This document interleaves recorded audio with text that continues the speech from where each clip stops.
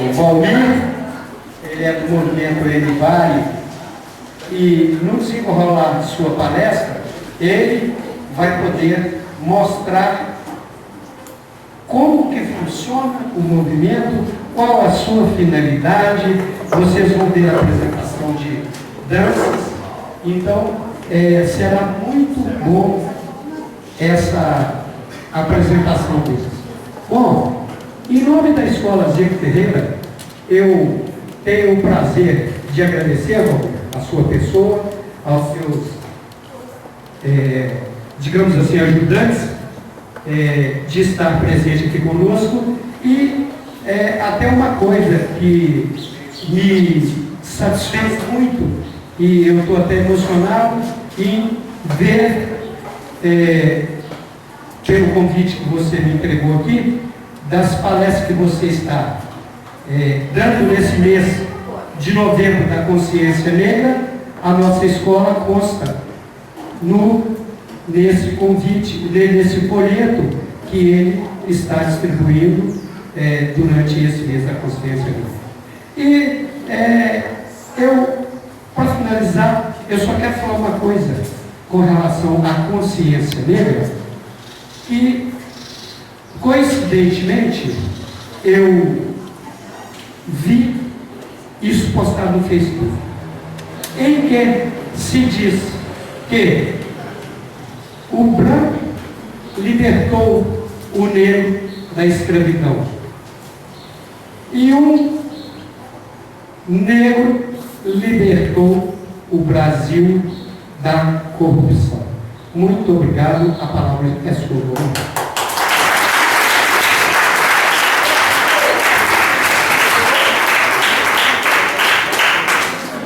Boa noite a todos.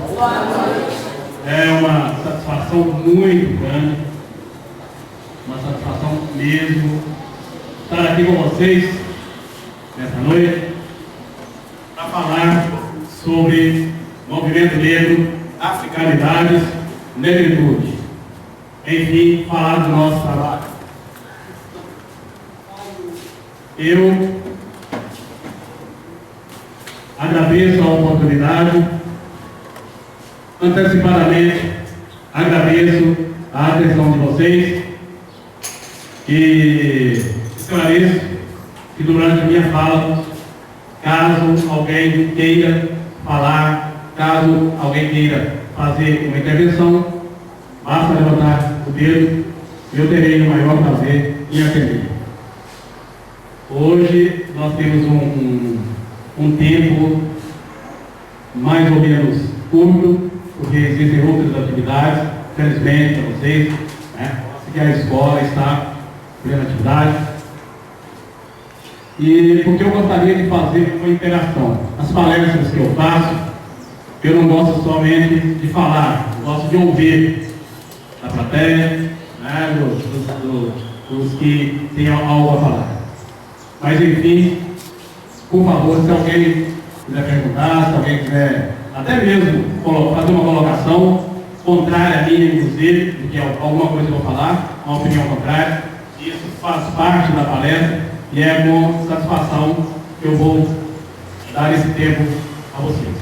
Presidente do Instituto Étnico Mbari, com sede em Paraminas.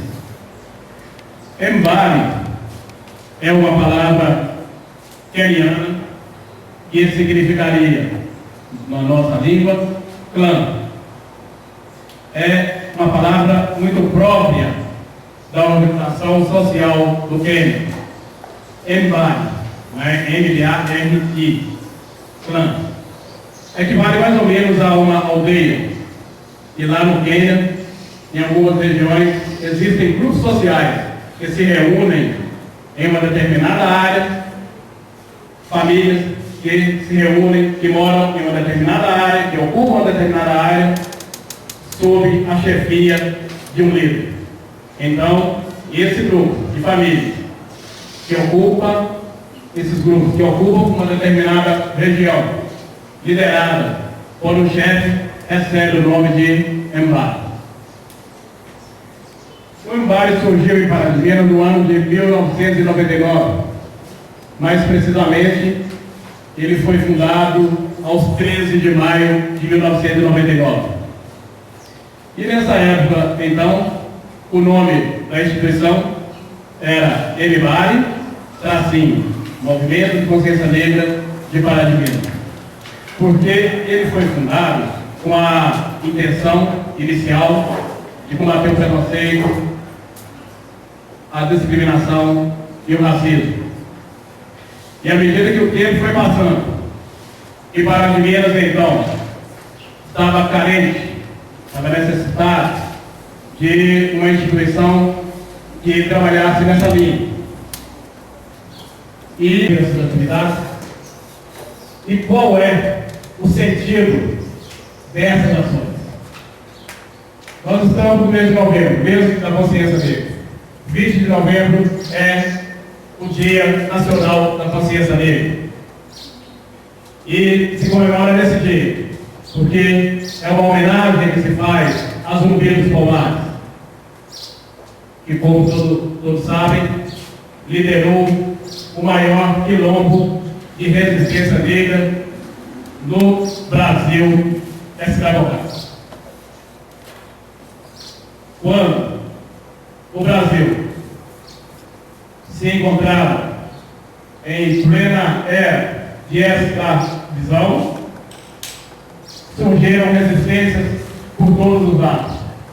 E os negros fugiam das fazendas e se refugiavam em determinadas regiões, normalmente de difícil acesso, e ali fundavam comunidades que recebiam o nome de quilombo.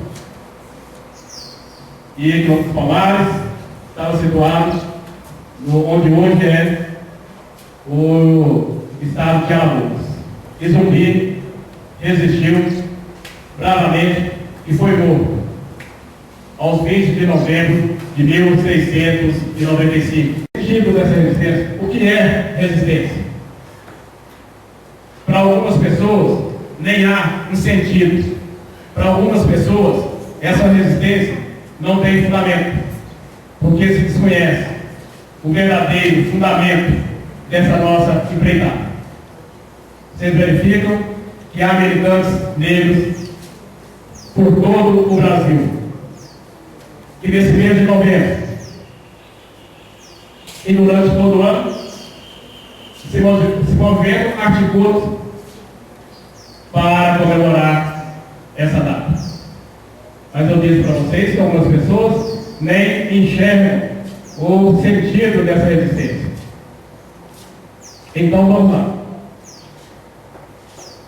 Existe uma realidade muito desfavorável ao povo negro. Isto é fato. Ninguém ignora isso. Ninguém ignora. As estatísticas provam isso. O salário do negro é menor do que o salário do branco. O salário da mulher negra é menor do que o salário da mulher branca. E a mulher negra, nesse sentido, sofre dupla discriminação, por ser negra e por ser mulher. Se formos verificar o número de jovens negros, na sua totalidade, que morrem, o número de jovens negros é muito maior. A mortandade de jovens negros é muito maior. Hoje, o negro está na base da pirâmide social. Então temos pirâmide social, nesse sentido. Naturalmente, que quem está na base dessa pirâmide, na parte mais baixa, mais favorável, é o negro. Bom, e como é que isso surgiu? É sabido que os negros foram trazidos aqui para o Brasil na situação de escravos, inicialmente. Ao longo do tempo tivemos outras realidades, mas no início ele foi trazido como escravo. E então as forças que atuavam no Brasil, e que forças eram essas? Aristocratas, igreja, os latifundiários, que eram os donos da fazenda, precisavam de manter essa situação. E aí então foi preciso criar razões fictícias que mantivessem essa situação. E essa razão, ou essas razões fictícias, elas se baseavam num princípio maior. O negro é inferior ao branco. E chegava a si mesmo a dizer, e isso é história. Quando eu falo igreja, eu não estou indo contra qualquer instituição, a quem eu muito respeito. E a igreja, inclusive, dizia que o negro não tinha alma. Então, esse fundamento de que o negro era inferior, para justificar a escravização do ser humano, tinha que ser muito forte para que a população negra fosse controlada no Brasil. E daí, então, surgiu uma ideologia de subjugação, ou seja, as classes dominantes, a quem interessava aquele estado de coisas, a continuação da escravização, se organizou um pensamento único e então, para justificar a continuidade dessa situação. E essa ideologia de subjugação do negro foi prosseguindo ao longo do tempo, veio depois da abolição da escravatura, os negros foram abandonados e aí começou a formação das favelas brasileiras, um problema muito atual e que custa muitas vidas e que traz um prejuízo social muito grande. Eu diria para vocês que o Brasil hoje paga muito caro, paga caríssimo por um erro que ocorreu da escravatura até a abolição. Imagine vocês, os negros não podiam estudar, não podiam frequentar qualquer ambiente por causa dessa ideologia da subjugação. Agora vocês sabem o que significa essa ideologia. E daqui a pouco eu vou explicar por que nós atuamos como militantes negros. Então o negro não podia estudar, não tinha acesso a estudo, não tinha acesso a uma formação profissional, enfim, não tinha direito a nada. Ele tinha direito a servir sem reclamar, e os que reclamavam apanhavam. Isso é história. E então se criou essa dívida social, e é por isso que existem ações afirmativas. Hoje nós não vamos poder falar sobre ações afirmativas, mas teremos outras oportunidades, né? Teremos ações afirmativas. Essas ações que vocês veem, como as cotas raciais, por exemplo, é o que nós chamamos de ações afirmativas, que existem para minimizar esse prejuízo que foi dado ao povo negro. Né? Bom, em todas as frentes, na educação, na política, seja ela partidária ou não, eu, por exemplo, faço um trabalho apartidário na região aqui de Paratiba. Então, a militância negra, dos movimentos negros, estão atuando justamente para que se diminua essas desigualdades. E essa desigualdade, e aí nós vamos dizer de poder financeiro mesmo, de pobreza, é que traz prejuízo que com certeza todos nós aqui sentimos na pele. Exatamente. Pré, e antecede o conceito. Exatamente. Então ela disse que é essa noção de preconceito. É um preconceito que vem antes do conceito. Quando alguém de vocês, se algum de vocês viver na rua, vai formar uma ideia a respeito. Pode ser que ele seja uma pessoa sem formação, pode ser que ele seja uma pessoa muito forte, pode ser que ele seja uma pessoa perigosa, preconceito, não é? E aqui, isso atinge a todos. Bom, então, falei do preconceito. E a discriminação.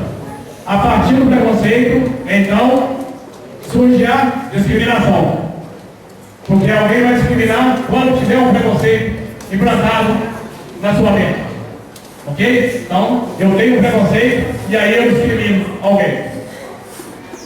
E aí vem o racismo, que é muito mais grave e que, inclusive, é penalizado judicialmente de uma forma mais enérgica. É o fato, por exemplo, de eu impedir que alguém entre em algum lugar para ceder. Então, como é que vamos encadear isso aí? Alguém tem um preconceito sobre alguém. Então, chego nele no grupo. O preconceito do segurança. De olhar para ele embora. Aí, vai discriminar. Vai falar para ele assim: chega aqui, fica do lado aí, por favor. Quando eu estou entrando. Discriminou.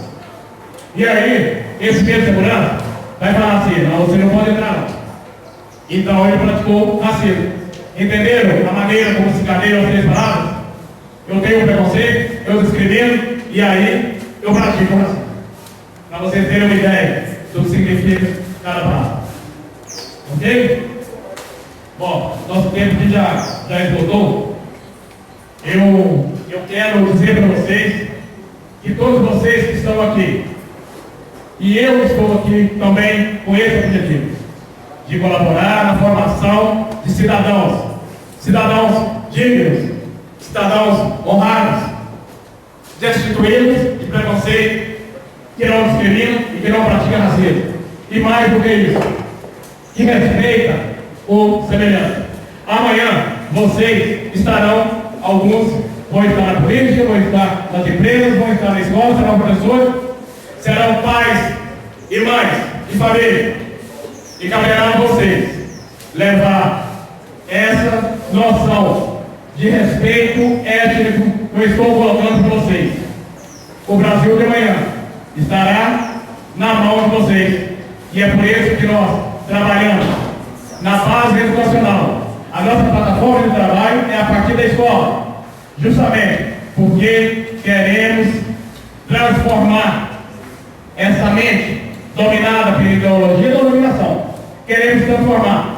Queremos formar cidadãos conscientes desse problema. Que, como eu disse, não é um problema só meu. É um problema de todos nós, negros ou não.